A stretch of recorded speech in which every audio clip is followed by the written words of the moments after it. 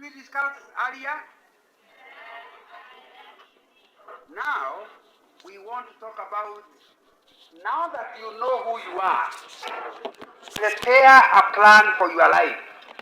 It's called Personal Development Plan.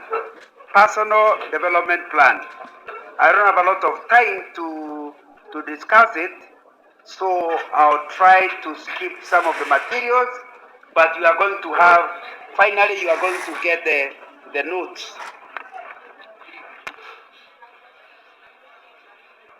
I'd like somebody to read for me. Luke chapter 14, verse 28. Whoever is the first to get it, chapter 14, verse 28. Thank you. Luke chapter 14 and verses 28, the Bible says, "For which of you, desiring to build a tower, does not first sit down and count the cost, whether he has enough to complete it?" Keep reading. Verses 29. "Otherwise, when he has laid a foundation and is not able to finish, all who see it begin to mock him, 30, saying, This man began to build, and he was not able to finish. 31, or what king, going to encounter another king in war, will not sit down first and take counsel whether he is able with 10,000 to meet him who comes against him with 20,000. 32, and if not, while the other is yet a great way off, he sends an embarrassing and asks terms of peace. 33, so therefore, whoever of you does not renounce all that he has cannot be my disciple. 34, thank you, that's enough. Have you heard what Jesus is saying? Anybody who lives his life without a plan, Jesus is calling them a fool. He is saying, how can you be planning to do a tower? A tower is a big building, like a skyscraper.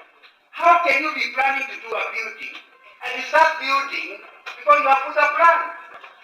If you start building and the material run out, it will be left as a white elephant, isn't it? And people will say you are a fool. Did you hear the passage? Jesus is teaching that the people who are Christians plan their lives.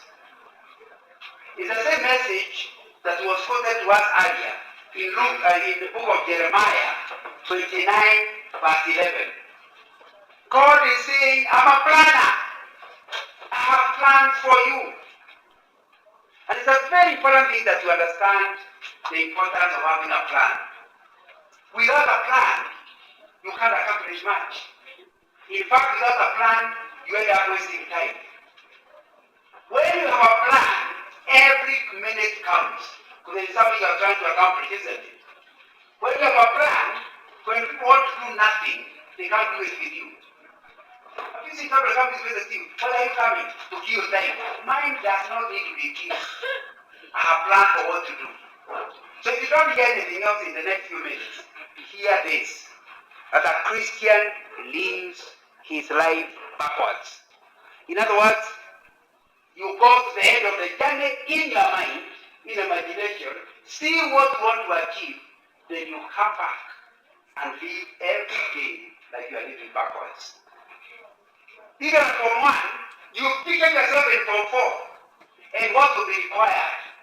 Then you realize that for me to pass in Form 4, there are things I must do in Form 1. You getting the point? Otherwise what will happen is, you are likely to be Form 1, yes. You don't take care, you don't listen, you say, when I reach Form 4, I will study hard. Unfortunately, the people who are finished Form 4 will tell you some of the exam questions are very simple Form 1 questions. Am I right to talk about Form 4? If you don't understand it in Form 1, you will fail Form 4. And the reason that is happening is because you are building a tower without a plan.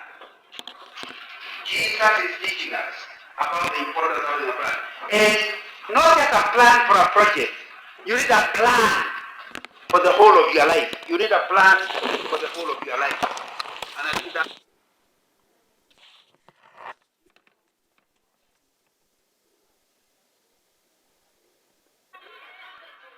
okay. He's a trap. Now you need to understand. You need to understand that your aim. One day you will be a trap. Am I going to get it? Always see the end, but still standing up there.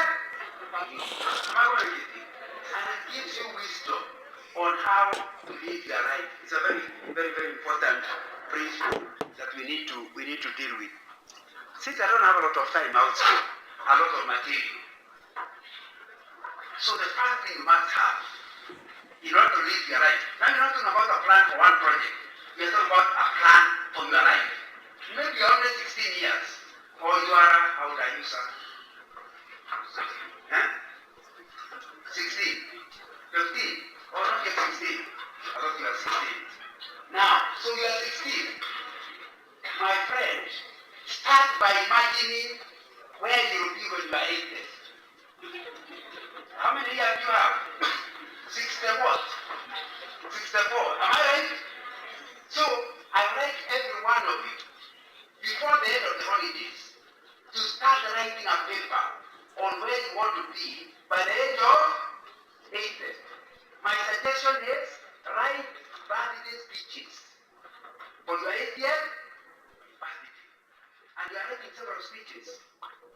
Number one speech is by your spouse. You have none, but assume you get a spouse. Are we together?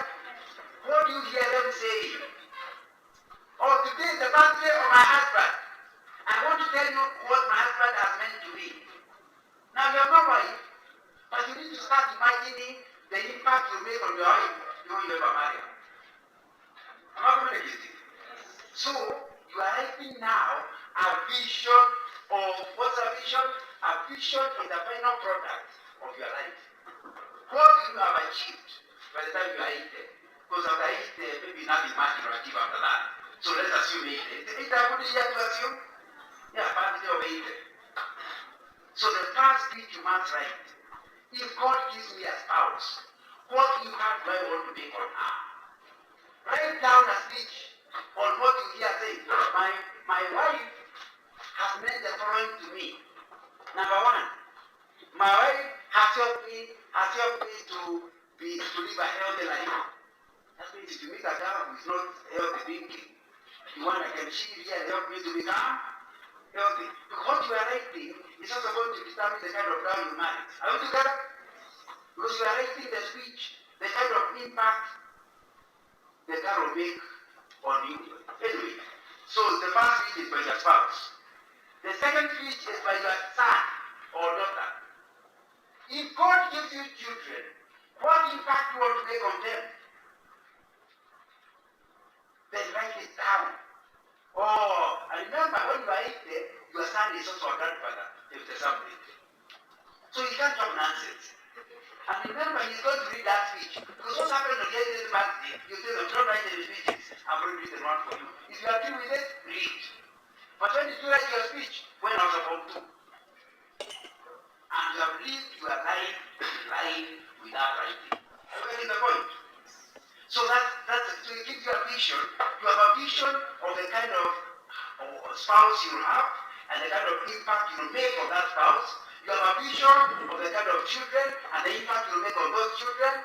Then you have the third. Can you consider that letter? That note, the third speech is by one of your cousins. Because all your parents are dead, all your uncles are dead. Pick either a sibling or a cousin. And then a close relative. And you're asking yourself, what impact will I make on my relatives, my age mates? They can either be cousin, brother, or sister. Because you see, you need to understand the reason you are born is not about yourself. You are born to impact others. Are we together? We agreed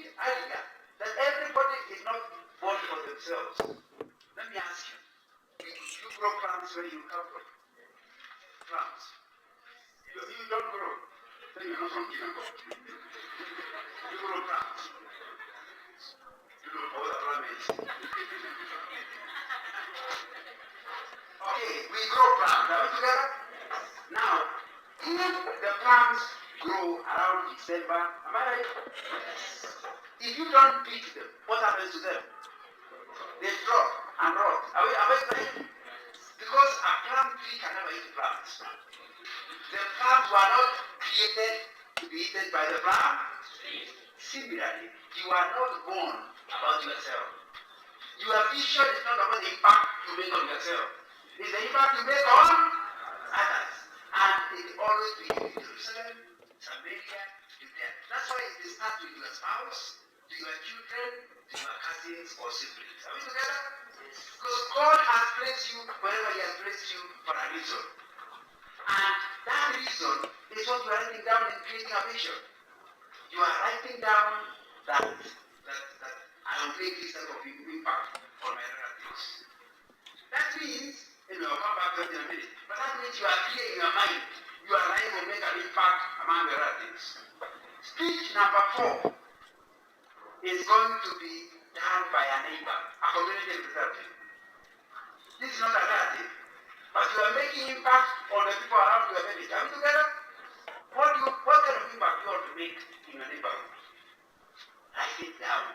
Because one of your neighbors who is about your age will come to your birthday speech and read to your birthday party and read it at the age of 80. Those are how many speeches so far? 4. Speech number 5 will be read, or therefore it must be written for somebody who is a spiritual leader. Somebody who knows the kind of impact you have made in the church. So it needs to be somebody who is like, your current pastor will be dead. I'm talking about a pastor who is around your age. Somebody who was in the Christian Union with you and has remained your friend all those years. Yesterday I was preaching in a church at I came to university, and I was there with some of the people we knew each other in 50 years ago. So when I told the students, this was my friend 1973. They suddenly adopted it. But friends, this is someone who can give a lesson about me from 1973. And we were preaching with him yesterday. So picture something like that. What impact are you likely to make for the kingdom of God? Write it down. By the time I'm 80, this will be my achievement for Christ. These are the people who have gotten saved. These are the people that have discipled. These want to change in the church because of me. Am I going to get it? Remember, we are talking about a vision. We are keeping a vision of the end. Those are how many speeches now? Now, speech number 6 is a speech to be written by your professional colleagues. How do you hope to make money? In which area do you hope to make money? Which career? What kind of career? Now, if you are going to be an engineer, there will be another engineer who will come to your birthday party and he will say, Engineer Okoko, or Engineer Kokeko, Engineer Gekako, whatever your name is. He just wants you to know the difference you have made for this nation. Do you see that road going to some place of the mountain? It was designed by Engineer Gekako. What is it? Or maybe you want to be a teacher. What impact do you want to make in teaching? Or maybe you want to be a doctor. What impact do you want to make in medicine? Are we together? So, you understand the 6th speech by a professional colleague. But he is only reading what you have written. And you don't write it afterwards, you write it ahead of time. So the rest of your life, you will live in order to fulfill what you have written in the answer. Are we together? The final speech is not to be written by everybody. This is to be written by somebody who is going to make an impact internationally. Somebody will fly from New York to your birthday party to tell people, our birthday boy has made an impact in Singapore and in London and wherever. I just want you to know beyond Kenya, this is the impact he has made. So don't write it unless you hear God is telling you that you make an impact outside of Kenya. Are you getting the point? So how many speeches are those? 7. Are we together? Remember, our discussion is preparing a personal plan. Personal plan for the whole of your life. So we are trying to create a purpose statement, a vision of what we want to achieve. If you put all the seven papers in front of you, you are likely to see something that is repeated in most of the speeches. That the kind of impact you are making, there is something running through it. When you now see what it is, draw it as a statement of your vision statement. Your vision statement is about all those accomplishments summarized into one statement. Are you getting my point? Everyone needs a vision statement. What's a vision statement? What you have accomplished at the end, and you are writing it at the beginning. And it's very, very important to understand that. And a vision is like an architectural drawing. If you intend to buy a land in Gom, in a province of Dubai in Gom, you can, even before you buy the land, you can go and tell the architect, I'm going to buy a land here, can you draw a building for me? He will draw a nice architectural drawing, even with children running around, and you're not yet married. But it's complete with a picture. That's what a vision is. A vision is a picture of the end when the end has not yet come. How good is it? And you need to ask yourself, as a for one boy, you have that vision. What are you trying to achieve? Because and the trouble is, even if you don't have it, you are making decisions that affect. For example, I still remember as a Form 2 boy, some people are allowed to drop biology. If you are not clear what you are going to become, and you don't like the biology teacher, so you stop studying biology. Only to reach Form 4, and you are told, what would you like to become? A doctor. Then they will tell you, no, without biology, you cannot become. But now it's too late, unless you go back to Form 1.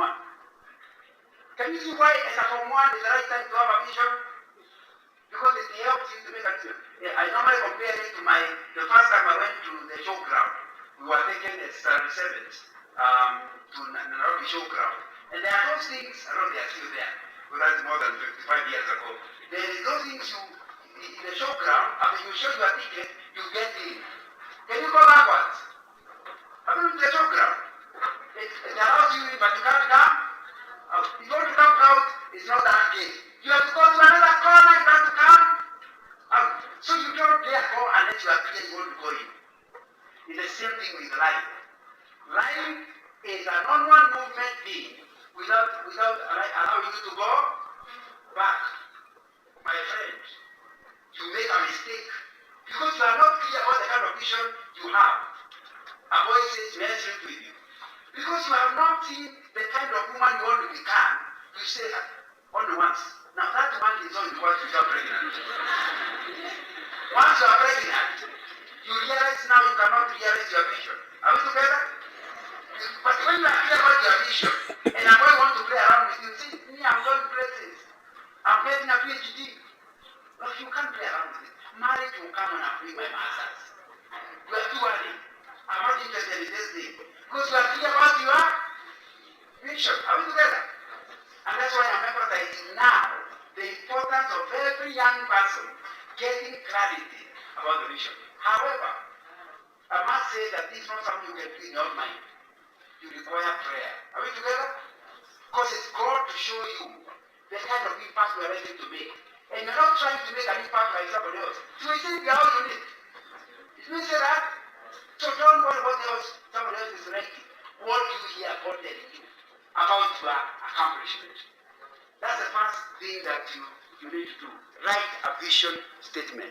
A summary statement of where you're. Let me tell you the kind of thing you are likely to discover. You are likely to discover that you have an interest, for example, in fighting ignorance. Every time you check all those letters, people who are casting are remembering how you help them know something, your professional people are reminding you what you now. There is in you a desire to fight ignorance. So, it means your calling is to fight ignorance. And to fight ignorance in every one of those departments. Among your children, what you be interested in fighting ignorance. Because you have a desire. And there are people like that. When stop their work just to help you to know. Have you met people like that? The others who are selfish, even as they don't know anybody else to know. So if your calling is on fighting ignorance, you'll discover sorry. Or maybe for you, your desire is to help children. In fact, if you're in a matatu and a child cries, you go asking to help the mother. And you wonder, is that related? No, but your heart cannot withstand the cry of a baby. And then people like that, they just feel like they. So you need to understand your calling and your impact will try to be on the place of children. Or maybe your desire is to help people who are sick and in pain. It touches you to see everybody in pain. And so your desire or your vision statement is that they create suffering. So you need to ask yourself, what problem on earth were you created to solve? Because every one of us is a solution to a problem. That's why in your writing newspaper, that's what you are likely to get. And you need to ask which one. Now, once you have done that, you now have your mission statement. The next thing is to develop your mission statement. Vision is a noun, your accomplishment in life. Mission is about what you will do in order to accomplish the mission. Am I clear? So we now know your vision. We now want to find out your mission. In order to find out your mission is about what you do. You and me can have the same vision. For example, we want to eliminate suffering. That's our vision. But our mission depends on our gifting. How you achieve that, how I achieve it, may be different because our giftings are different. So the first thing you do when you want to develop your mission is to find out several questions.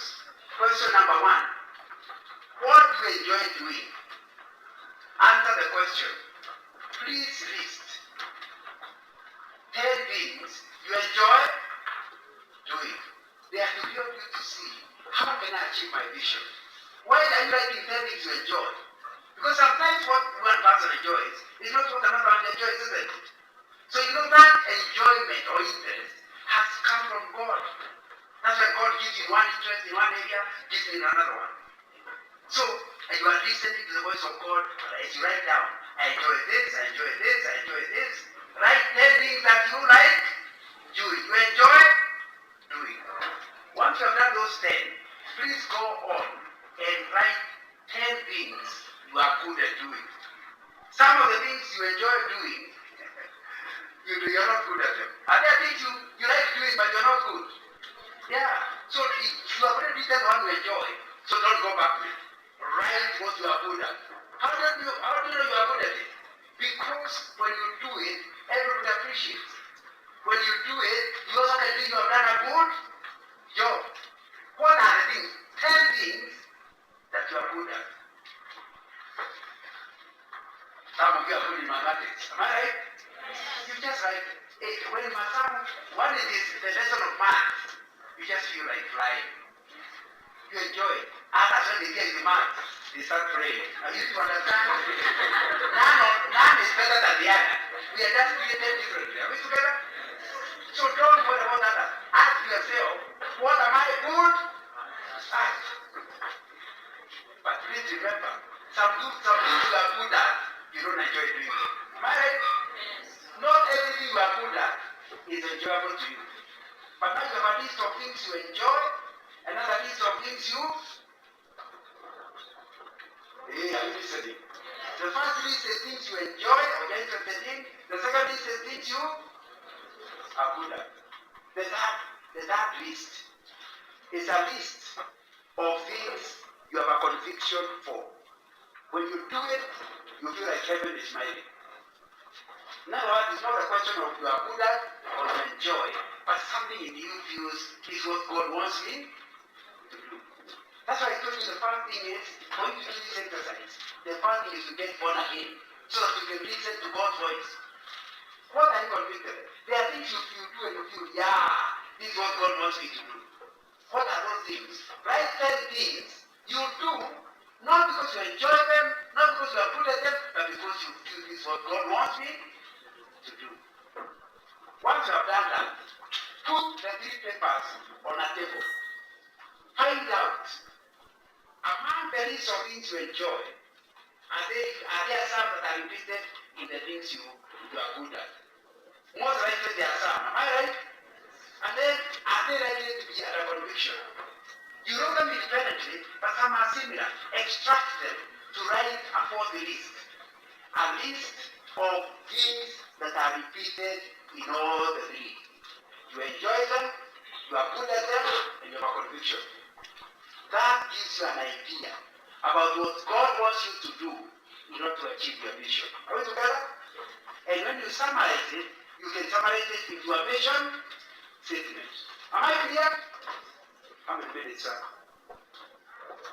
It will be very important that how many more minutes?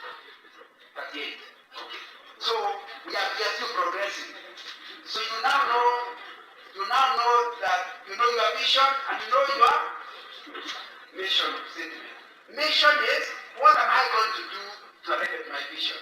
For example, if your vision is you realize in all the seven bad speeches, what is running is you help people in their suffering.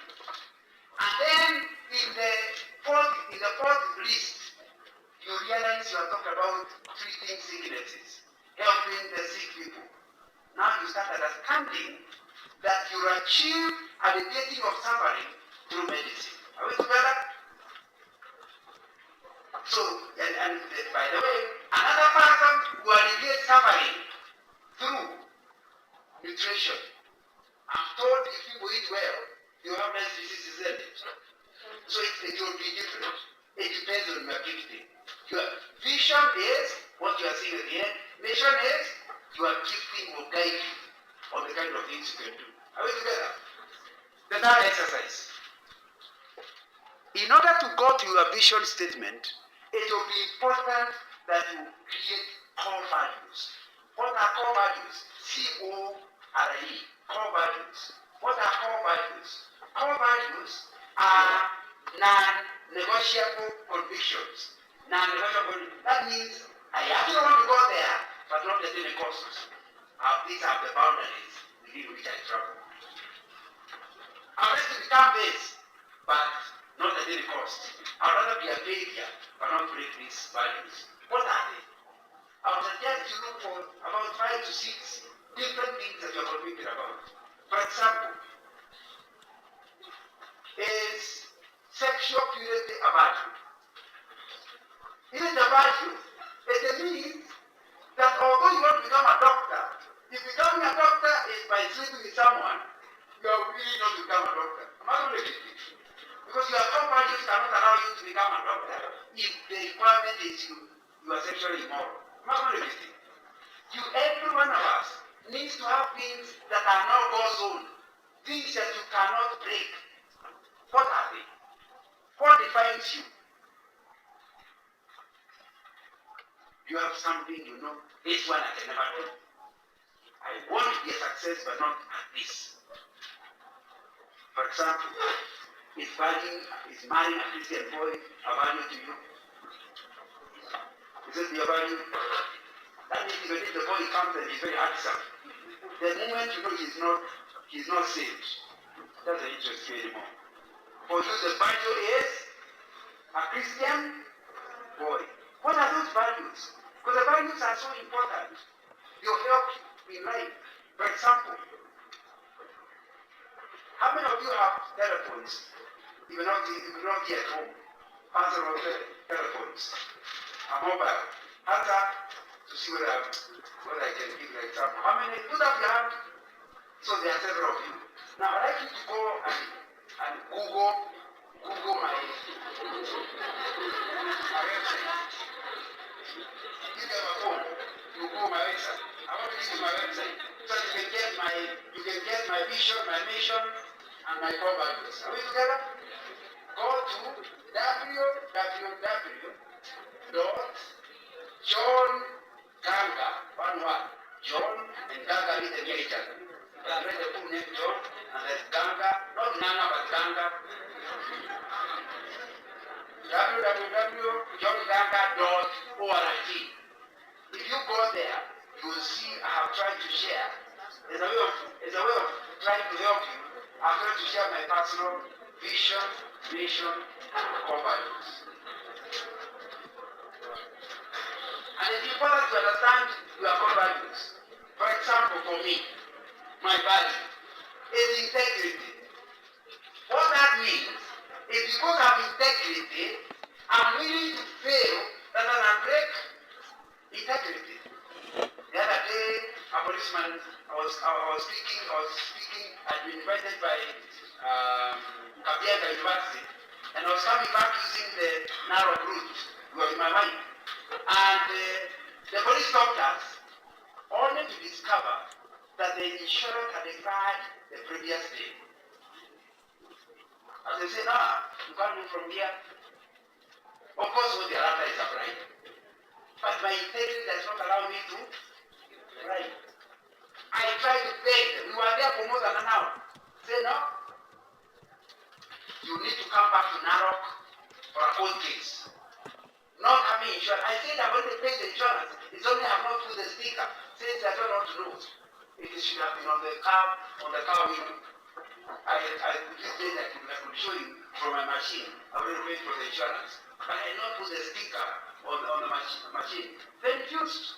Then I remember they say I require you to come to court on Thursday.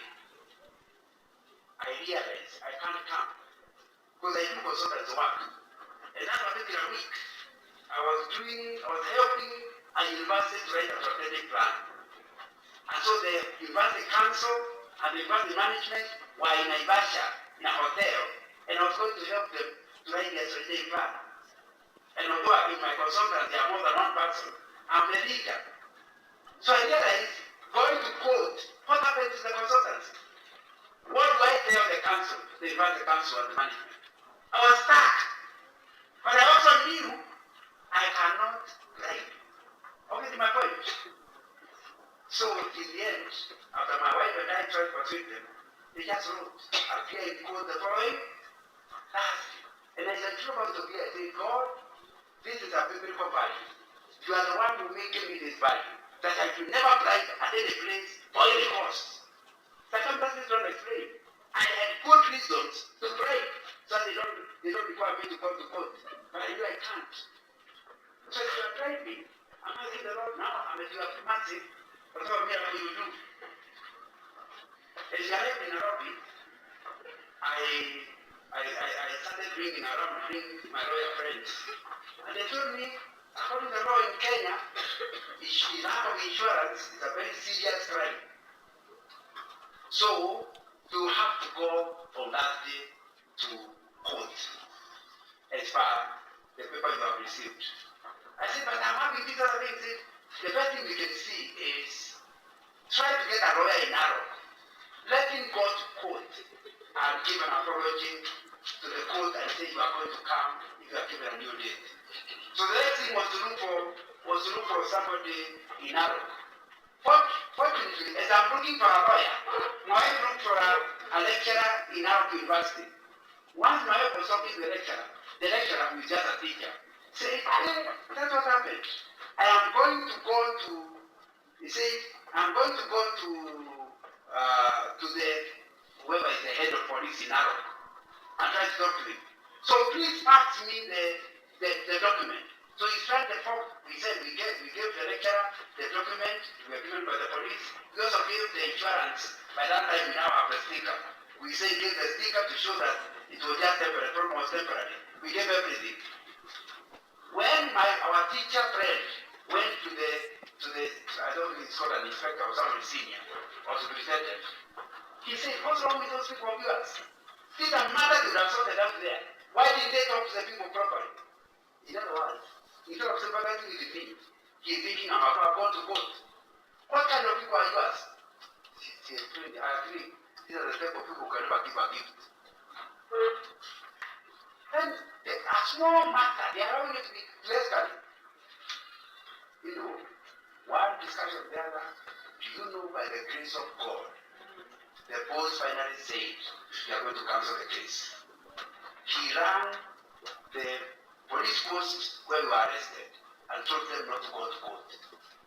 And wrote to them and then told our teacher friend to go back to the post and they are going to get the case withdrawn.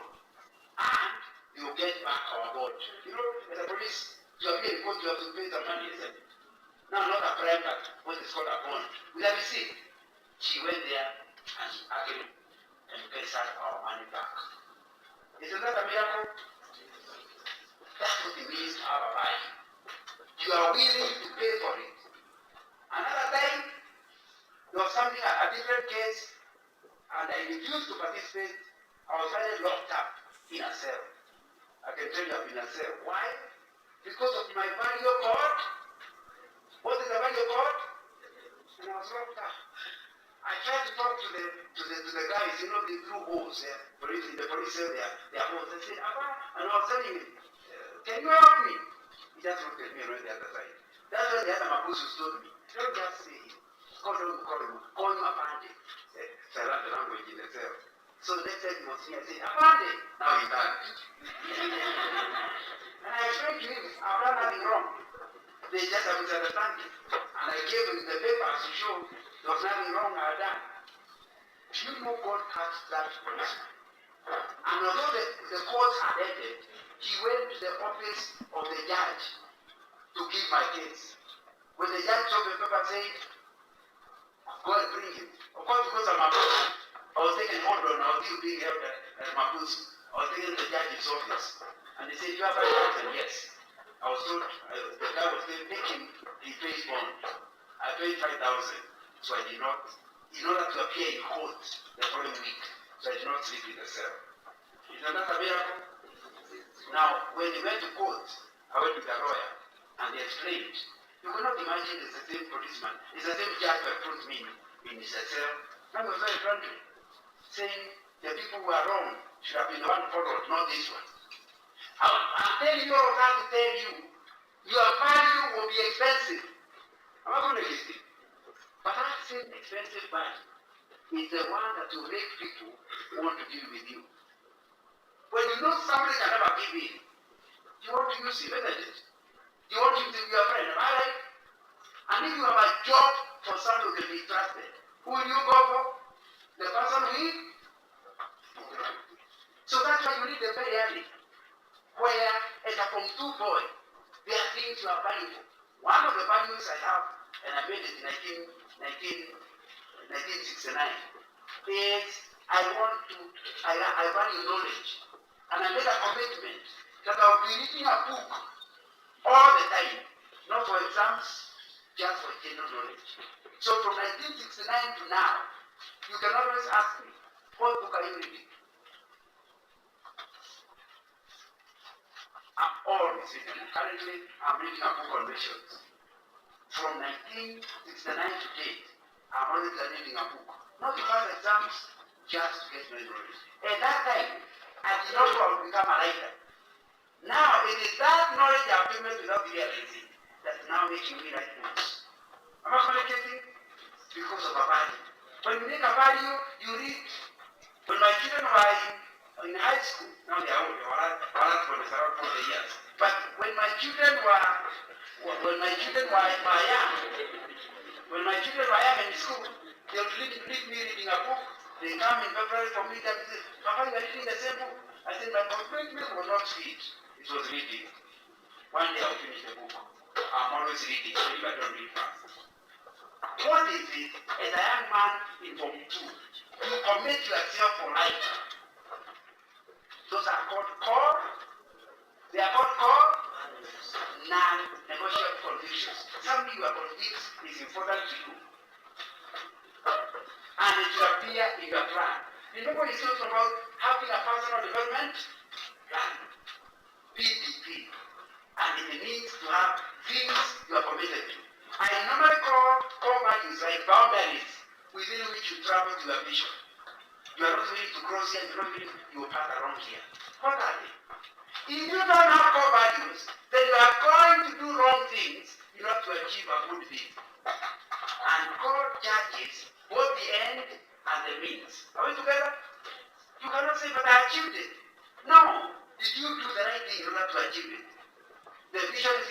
mission important, the core values are also very, very important. Where is my timekeeper?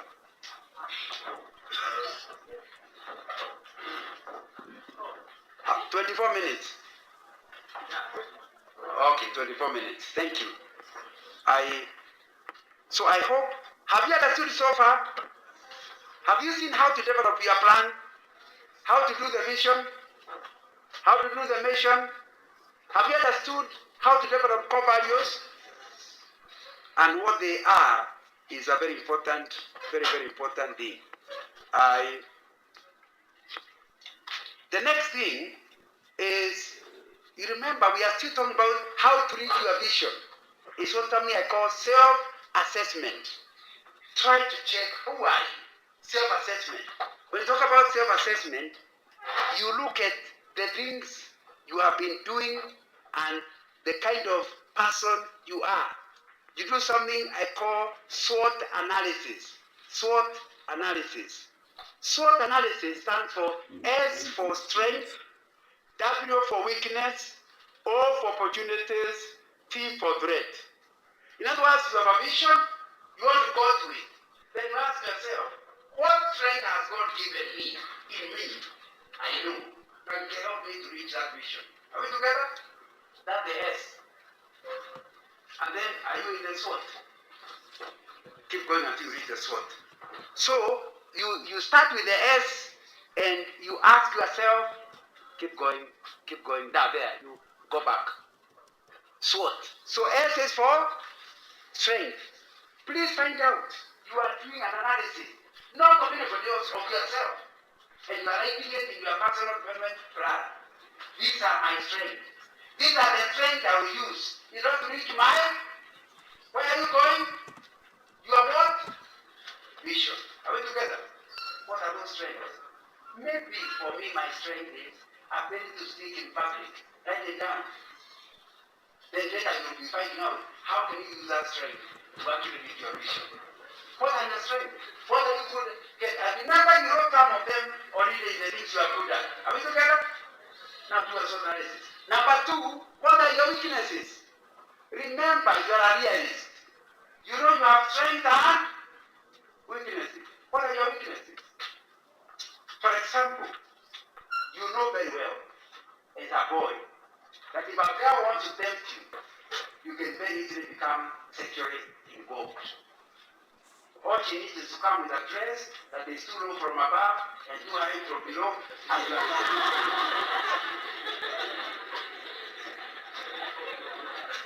that's your weakness. Are we together?